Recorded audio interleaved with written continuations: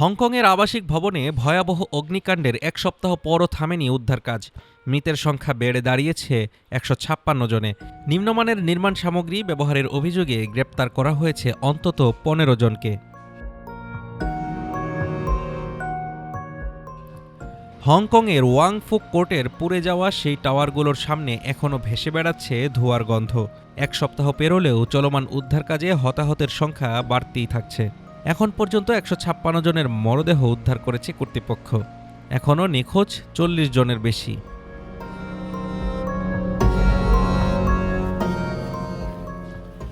মঙ্গলবার ঘটনাস্থলে জড়ো হয়ে হারানো প্রিয়জনদের স্মরণে ফুল আর হাতে লেখা নোট রেখে শ্রদ্ধা জানান স্বজনরা। প্রতিটি কাগজের টুকরো যেন বয়ে বেড়াচ্ছে অন্ধকার রাতের দুঃসহ স্মৃতি।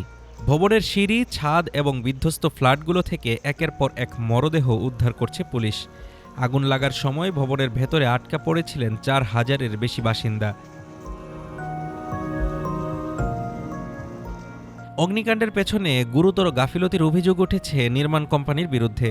তদন্ত কর্মকর্তাদের দাবি, সংস্কার কাজে ব্যবহার করা হয়েছিল নিম্নমানের প্লাস্টিক ও সুরক্ষা জাল, যা আগুনের বিস্তার ঠেকাতে পুরোপুরি ব্যর্থ হয়।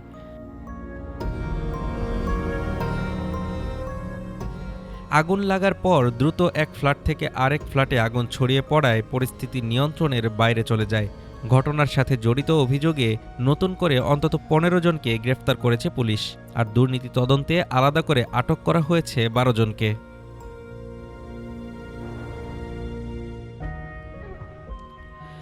এদিকে ক্ষতিগ্রস্ত বাসিন্দাদের একবারের জন্য ঘরে গিয়ে প্রয়োজনীয় জিনিসপত্র নেওয়ার অনুমতি দিয়েছে কর্তৃপক্ষ। তবে ভবনগুলোর স্থিতিশীলতা নিয়ে এখনও উদ্বেগ রয়ে গেছে। অগ্নিকাণ্ডের প্রকৃত কারণ উদ্ঘাটনে স্বাধীন তদন্ত কমিশন গঠন করেছে সরকার।